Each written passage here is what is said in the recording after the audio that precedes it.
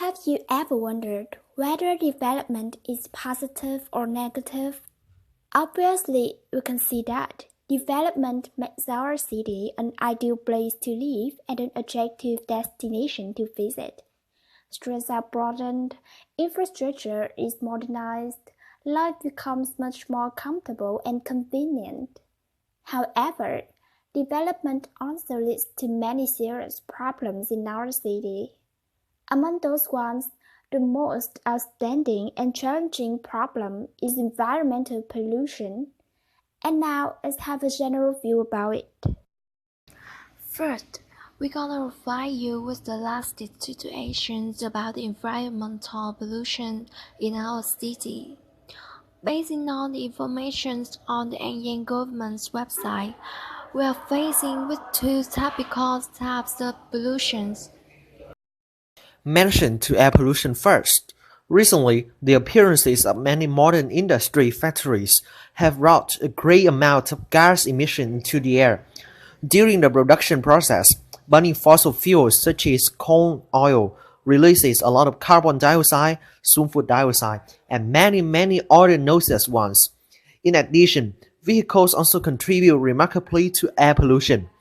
A large number of motorbikes, cars traveling on the streets discharge exhaust fumes every day.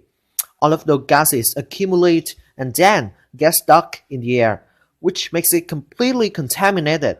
This leads to the problem that we are endangered by the air that we breathe every day. It sounds quite nonsense, yeah, but it's really the truth now. As a consequence, people had to wear masks to protect themselves from the noxious gases. But sometimes we still get some air pollution-related diseases, especially most patients in our city come to visit the doctors for respiratory problems. Continue, let's talk about water pollution. Water is extremely necessary and important to our life. However, water pollution is one of the most serious problems faced people in our city today. Water pollution can be defined in many ways. Usually, it means one or more substances have built up in water to such an extent that it causes problems for animals and people.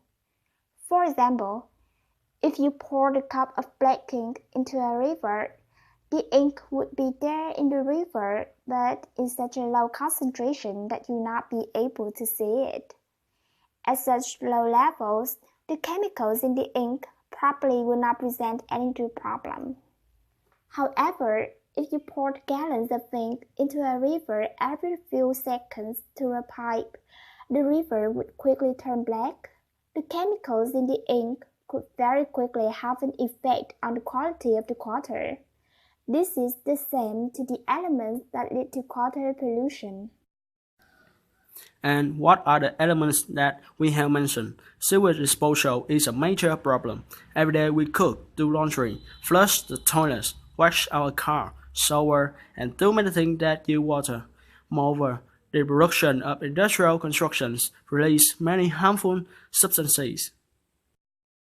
Where do you think all the water waste end up? In some parts of my city, the sewage is not treated but quickly dumped into water bodies. And one of the most main causes is the poor awareness of many local people. We don't have access to sanitary conditions and clean water. As the result, right now we have to face with its catastrophic effects of water pollution. Virtually all types of water pollution are harmful to the health of humans and animals. Water pollution may not damage our health immediately, but can be harmful after long-term exposure. Different forms of pollutants affect the health of people in different ways. Moreover, water pollution can be damaging to the economy as it can be expensive to treat and prevent contamination. Seeing clearly the alarming situation of pollution in our city, each of us must take action right now. First of all, the key to solve this problem is the awareness of people. So, each of us should prepare a variety of knowledge about pollution, understand how threatening it is, and then share this information with more and more people to help them change their attitudes toward the environmental problems and start taking on their responsibilities for it. And thanks to this well-informed basis, people can contribute to repair the damage of pollution and then, step by step, prevent the risky contamination. And of course, pollution can't be solved by individuals. We must work together and join hands to make our city an environmentally friendly, a clean city in An Giang province in particular and in Vietnam in general. Let's do this together because save the environment, save our life.